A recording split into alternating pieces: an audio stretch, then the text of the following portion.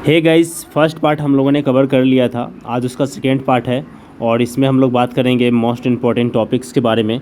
42 topics है total, जिसमें हमने सम कुछ टॉपिक्स के बारे में बातचीत किया हुआ था और आज रेस्ट ऑफ देम जो भी टॉपिक्स बचे हुए हैं उन तमाम टॉपिक्स को इसमें कवर कर लेंगे। तो आज पूरे 42 टॉपिक्स आपको मिल जाएंगे और इसका रिवीजन आप करते हैं तो श्योरली आप कम से कम 40 से लेकर के 45 क्वेश्चन बनाने लायक हो जाएंगे और ये 100% आपका सही होगा और इससे कोई गलत नहीं कर सकता है। तो इसके ऊपर हम लोग बात कर रहे हैं। तो एवरीवन, अगर आपने फर्स्ट पार्ट नहीं देखा है तो फर्स्ट पार्ट ज़रूर देख लीजिएगा और अगर आपने फर्स्ट पार्ट देख लिया तो सेकेंड पार्ट में आपका मोस्ट वेलकम में स्वागत है। लेकिन पहले फर्स्ट पार्ट देखिएगा, फिर सेकेंड पार्ट देखिएगा, तब आपको ज़्यादा समझ में आएगा। डिस्क्रिप्शन में और साथ ही आपको आई बटन पे भी उसका लिंक मिल जाएगा, तो आप देख सकते हैं। तो गाइज़, मैं वीडियो को शुरू करूँ उससे पहले थोड़ा सा रिमाइंडर है।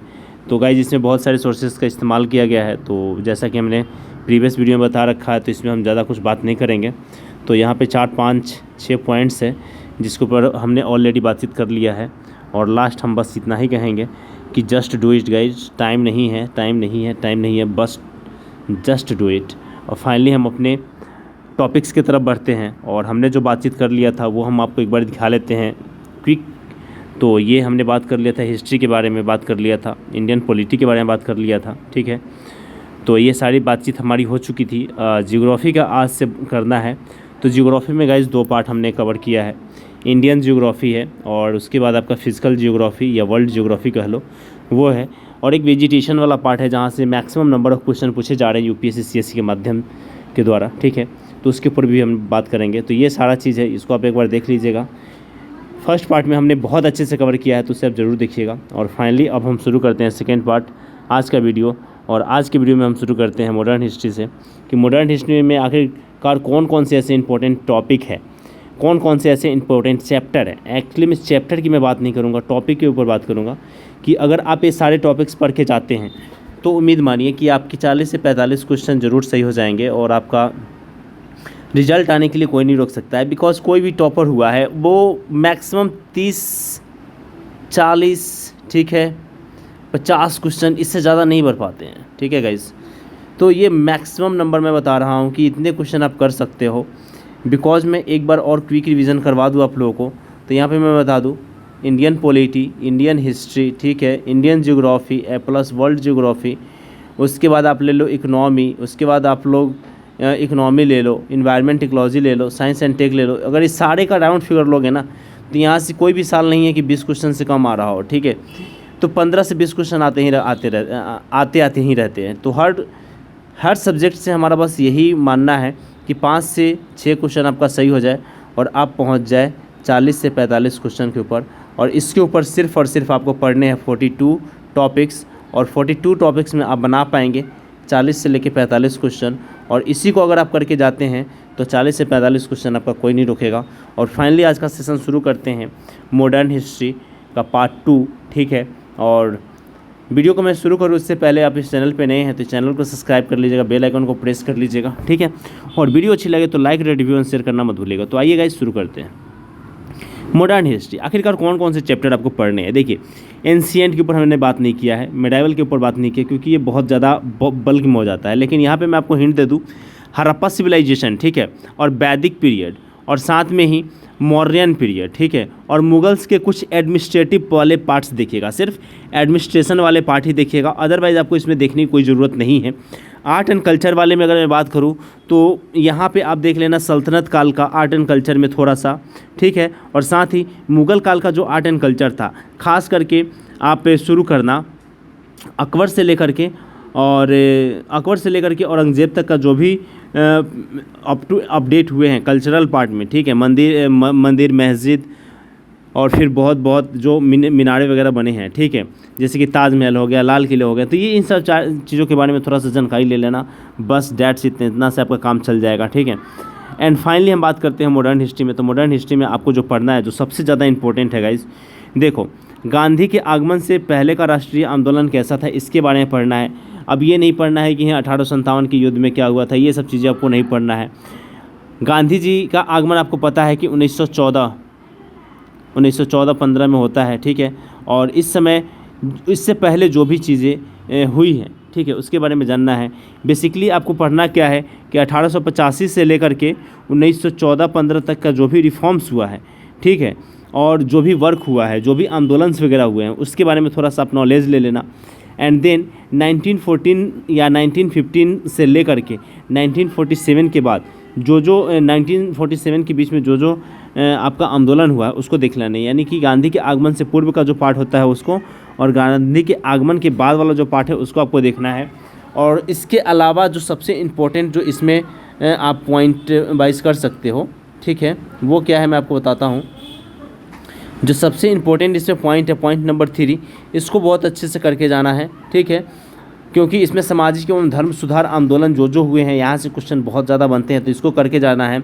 और एक टॉपिक इसमें मिसिंग है, वो आपको करके जाना है पर्सनालिटीज़ के ऊपर, ठीक है, जो भी बिगर पर्सनालिटीज़ है उनके ऊपर ज़रूर आप पढ़ के जाना, जैसे कि महात्मा गांधी जी हो गए, डॉक्टर बाबा साहब भीमराव अम्बेडकर जी हो गए, ठीक है, सुभाष चंद्र बोस जी हो गए, राजेंद्र प्रसाद जी हो गए, फिर पंडित जवाहरलाल नेहरू जी, मोतीलाल नेहरू जी, इन तमाम जो भी बड़े बड़े लीडर्स हैं, सरदार पटेल जी, क्योंकि ये बहुत इम्पोर्टेंट हो जाता है पटेल जी के बारे में पढ़ना, क्योंकि बहुत सारा चीज़ आप देख ही रहे हैं कि डेवलपमेंट हो रहा है, तो ये सारी चीज़ें आपको करके जाना है। तो पर्सनालिटीज़ को आपको एक बार क्विकली रिव्यू करके देख लेना है। और ये वाला पार्ट जो है अंग्रेज़ों का यानी कि ब्रिटिशर्स का आर्थिक प्रभाव क्या रहा है हमारे इंडिया के ऊपर, इसको आपको करके जाना है। 5वां नंबर पॉइंट है ब्रिटिश शासन के अंतर्गत संवैधानिक विकास कौन से हुआ। देखिए एक्चुअली में क्या है कि जो कॉन्स्टिट्यूशनल रिफॉर्म्स हुए हैं, ठीक है, उसके बारे में बेसिकली आपको पढ़ के जाना है। तो यूँ कहा जाए तो आपका जो हिस्टोरिकल बैकग्राउंड वाला जो पार्ट है, ठीक है, 1 सेकेंड गाइज, जो हिस्टोरिकल बैकग्राउंड वाला जो पार्ट है जिसमें आप पढ़ते हो कि हाँ 1773 ईस्वी में बारिंग एक्ट आता है, रेगुलेटिंग एक्ट आता है, ठीक है, और इस तरीके से प्रक्रिया चलती रहती है। तो एक तरफ आपका होता है ईस्ट इंडिया कंपनी यानी कि ब्रिटिश ईस्ट इंडिया कंपनी का रूल, और दूसरी तरफ से आपका क्राउन का रूल जो लागू होता है। तो आपको बेसिकली 1773 से लेकर के 1857 तक का आपको देखना है, फिर 1857 से लेकर के और 1947 तक का देखना है, ठीक है। तो ये वाले पार्ट को आप करके जाएंगे, क्योंकि यहाँ से आपको एक क्वेश्चन देखने को मिलेगा ही मिलेगा। विभाजन वाला पार्ट थोड़ा देखना इंपॉर्टेंट है इस बार, क्योंकि करंट अपडेट में भी बहुत ज़्यादा ये सारी चीज़ें मुद्दे चल रहे हैं, ठीक है गाइज। तो यहाँ तक हमने मॉडर्न हिस्ट्री वाला पार्ट कर लिया है। अब हम आगे बढ़ते हैं, मूव ऑन करते हैं, और अब हम देखेंगे इन्वायरमेंट टेक्नोलॉजी का पार्ट। और इसे अगर आपने इग्नोर कर दिया तो गाइस रिजल्ट तो आप भूल ही जाओ कि आपका रिजल्ट आने वाला है, बिकॉज कुछ ऐसे टॉपिक्स हैं जिसको आप इग्नोर नहीं कर सकते हो, जिसमें इन्वायरमेंट टेक्नोलॉजी है, ठीक है, साइंस एंड टेक है, और इंडियन पॉलिटी है, एंड देन उसके बाद वाला जो पार्ट है वो आपका इकोनॉमी है। अगर इन 4 में से किसी एक सब्जेक्ट को अगर आप स्किप करने का सोच रहे हैं तो फिर आप ब्लंडर कर सकते हैं, रिजल्ट के लिए आपका मामला फंस सकता है, ठीक है। तो ये ब्लंडर आपको नहीं मचाना है। तो हर जो भी टॉपिक मैं बता रहा हूँ उसको आपको करके जाना है, और इसमें ओनली 42 टॉपिक्स इसीलिए ऐड किया गया है ताकि एग्ज़ाम से 10 दिन पहले भी आप बहुत अच्छे से कवर करके जाएँ, ठीक है।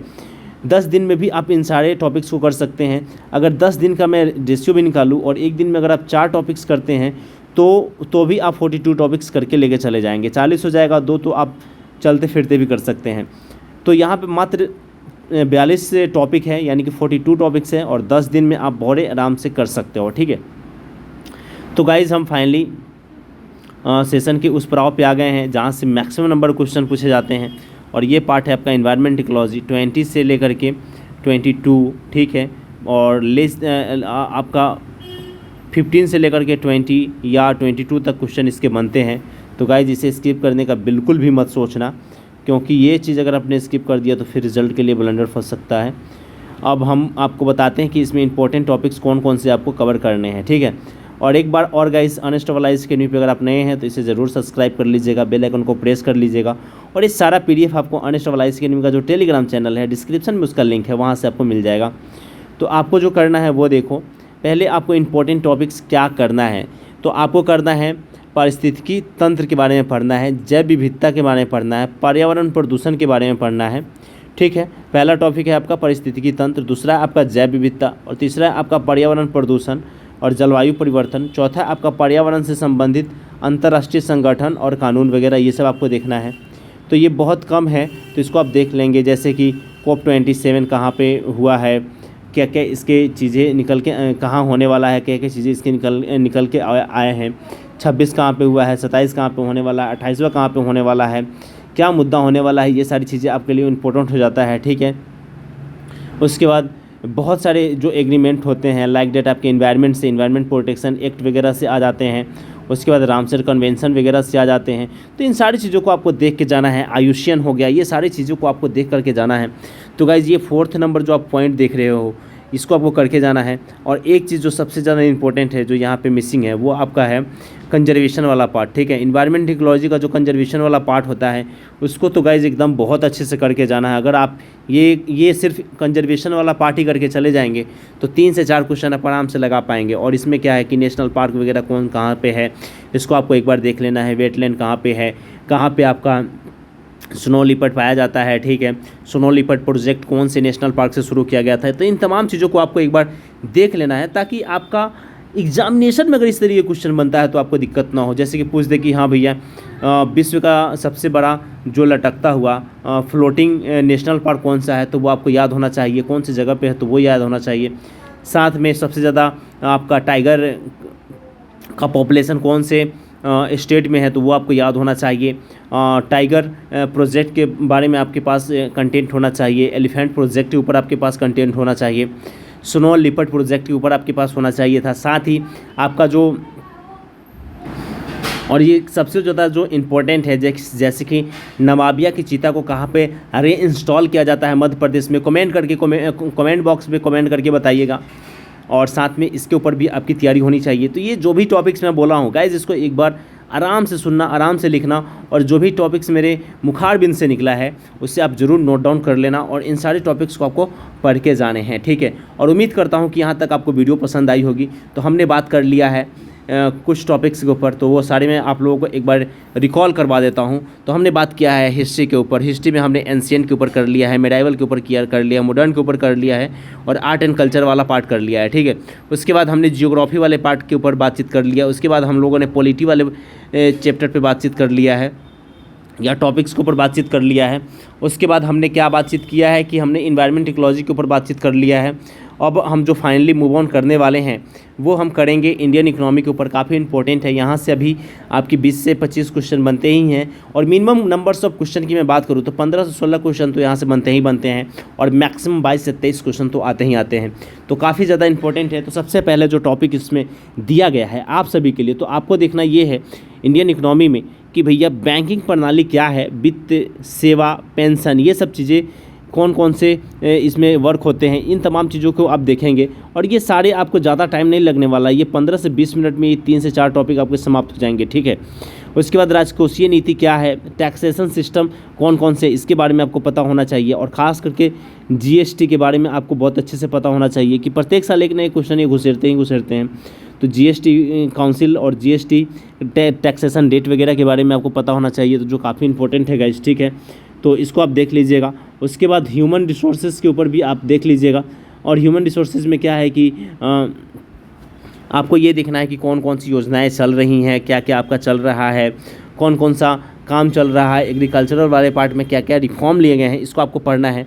तो आपके 2-3 टॉपिक हो गए। चौथा टॉपिक जो है आपका अंतर्राष्ट्रीय संगठन सम्मेलन वगैरह आपको देख लेना है, ये काफ़ी इंपॉर्टेंट होता है। जैसे कि आपको इसमें देखना है वर्ल्ड बैंक कब बना हुआ है, ठीक है, IMF कब बना हुआ है, और कौन से मतलब कि IMF और वर्ल्ड बैंक को जुड़वा बहने कहा जाता है, ये कौन से कन्वेंशन से आया हुआ। तो इन सारी चीज़ों को आपको एक बार आपको देख लेना है ताकि आपको सब कुछ याद रहे, ठीक है गाइज़। तो ये आपका इकोनॉमी वाला पोर्शन हुआ, और इकोनॉमी वाले में है टोटल कुल 7 टॉपिक है इसमें।